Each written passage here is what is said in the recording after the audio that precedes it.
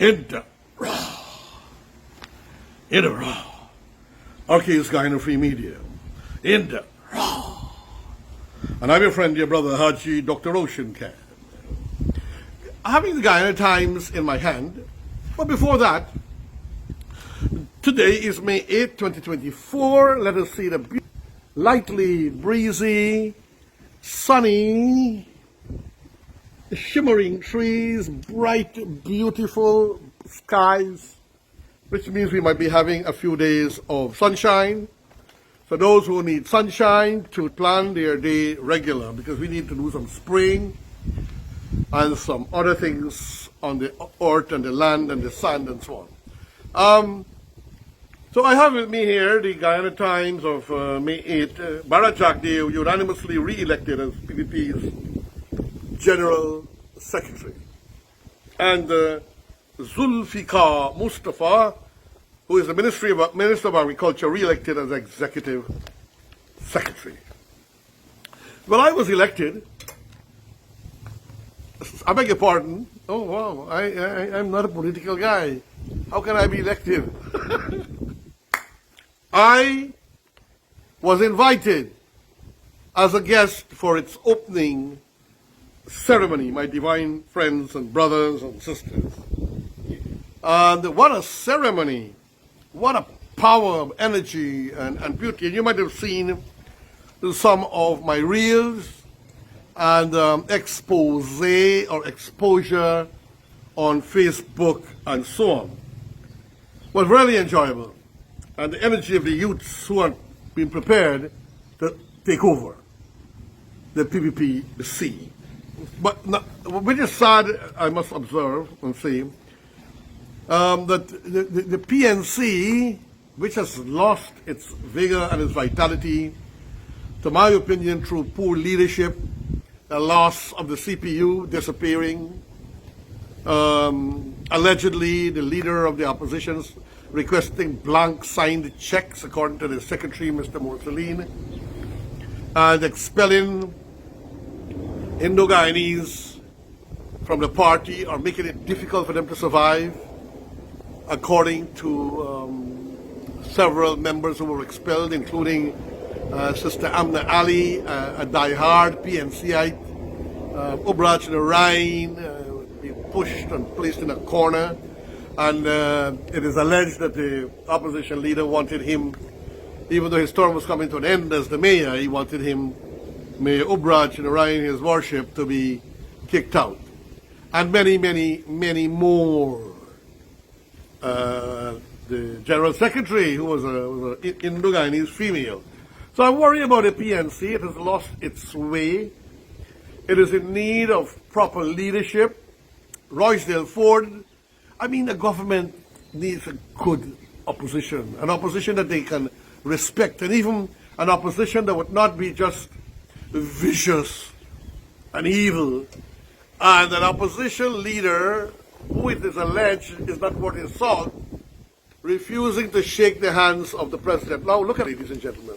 You can actually see from the leaves that beautiful breeze blowing. Look at that. How blessed I am to be lived here and to be gifted by God Almighty and His nature. Back to politics. So, page 3, let me go to page 3, and let me give you, as I have some minutes here, before the probation officer comes. And why am I having a probation officer? Your friend, my boy, Zaid Abdullah, probation officer, coming to see that he's living happy in a happy home. As a part of the aspect of guardianship. Vice President Dr.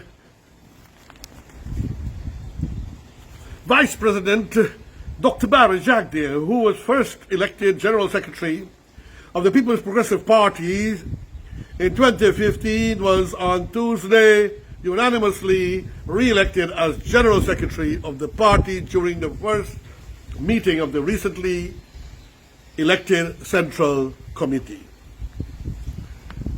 So when the Central Committee is elected now, that Central Committee has to elect the General Secretary. This was communicated in a statement following the meeting. In addition of Jagdeo's re-election as General Secretary, The party has also announced that Agriculture Minister Zulfikar Mustafa had also been re-elected, this time to his Executive Secretary post.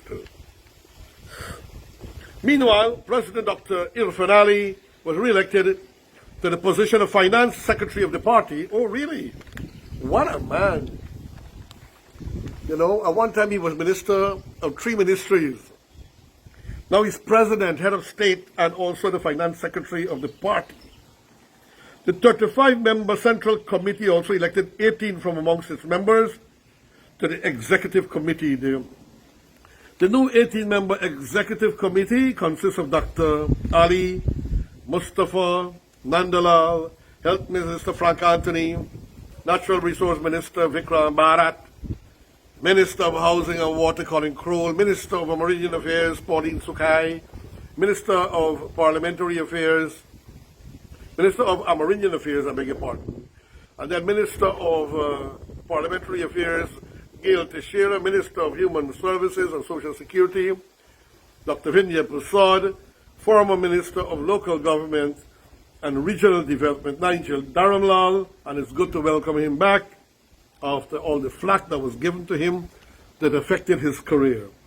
But nature and the universe, they are not blind.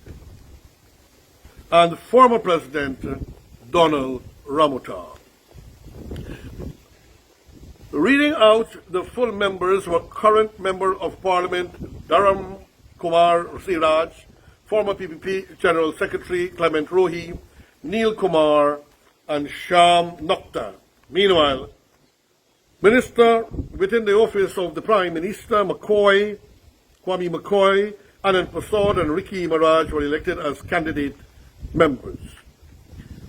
The other secretaries will be elected at the next Central Committee meeting. In his address to the meeting, the General Secretary thanked the outgoing Central Committee members for their contributions.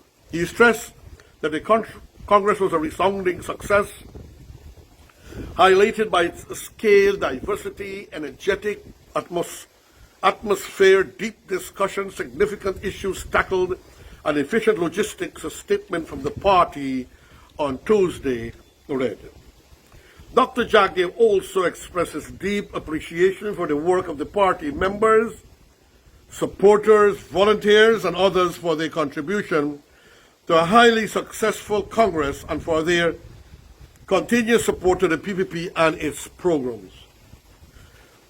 The 32nd PPP Congress, which took place from May 3rd to 5th at Liliandal, Greater Georgetown, was themed Strengthen the Party, Defend Guyana, Unite Our People for Progress and Prosperity. The Congress drew a participation of over 3,000 delegates and observers from across the country. During the 2-day session, the PPP Congress was also adopted a number of resolutions, including to formally cement the party's presence in the hinterland regions. Historically, the party did not have a strong presence in the areas such as Region 1, Barimia, Waini, 7, Cayuni, Mazaruni, 8, Potaro, Supuruni, 9, Upper Takatu, Upper Essequibo, and 10, Upper Demerara. Hence, its constitution did not cater for establishment of party regions there.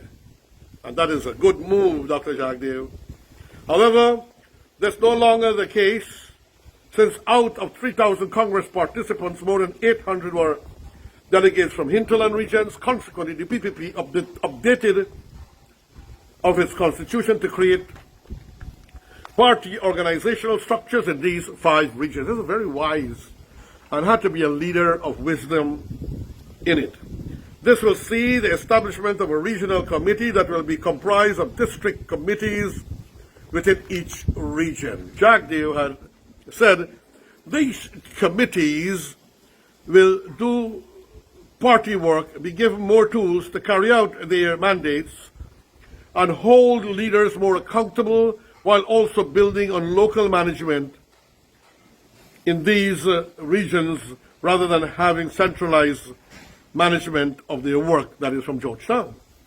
Another major change coming out of last weekend's Congress is the creation of a group whose members will be selected by the party Central Committee to review the PPP Constitution, which was adopted in 1979 and amended some 20 years ago. The group will examine areas to update and present these to the country conference in a year's time for adoption. The new party program would outline a series of tasks for the party to undertake over the next decade. Now, also, my understanding is they are doing away with the adage of in the Constitution of Marxist-Leninism. Those days are gone. I recall somebody in the Facebook was saying, well, the fact that the PPP is doing away with Marx and Leninism is a victory for Moses Nagamootoo and Ramjitan. How? Where is it? If because of that they destroyed their amazing career in the PPPC, then it is one of total futility, and if I may even add, stupidity, immaturity, gross negligence, and big error. And you can see both of them are suffering from depression, especially Ramjitan, who caused Guyana, you, the people of this country, to have to pay more for electricity because he joined with the PNC. Together they had a slight majority of a half a seat or something like that to defund hydro. The Amelia Falls hydro was basically the fault was Ramjitan. So where is their glory? And they don't expect a party to, because they make a suggestion, will go and run with it. The time is ripe. The time is ripe. The party is doing away with Marxism, Leninism. Even the former USSR has done away with that. So it is time. We always had a free market economy. Even Cherry Jagan, well, that was a part of the constitution of the VVP, had always said we have a free market economy, a three-tiered economy to cater for all aspects. Government ownership, partnership with government and private and foreign, and even total private.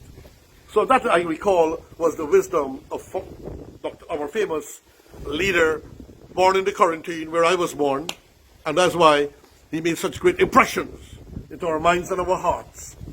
I recall the days of Moses Nagamootoo, when he would go into the upper quarantine. We were in high school and primary school, and you hear that Moses is going to speak. Everybody will abandon school and home and food and cooking and go to hear Moses. And look what has happened to him. What he did to himself. Nobody did anything to him. Moses sabotaged his own career and his own life. And now he's out of the public arena. So, Ramjitan, you cause misery to the Guyanese people over and over, particularly with hydro, and obviously you are paying for that. And you have become a football for Norton, unfortunately. Your friend, your brother, me, HAJI, Dr. ROSHAN can send in congratulations to the PPP government, to the People's Progressive Party for its excellent Congress, and hoping and praying for a better, greater, more dynamic Guyana into the future, working with all peoples, hopefully with an opposition that will be more empathizing to development and growth, that the government of the country will feel comfortable to even partner with them to cause a national fund government, which I hope one day is possible. Your friend, your brother, me, HAJI Dr. ROSHAN can say thank you. Inta. Ra. A farewell.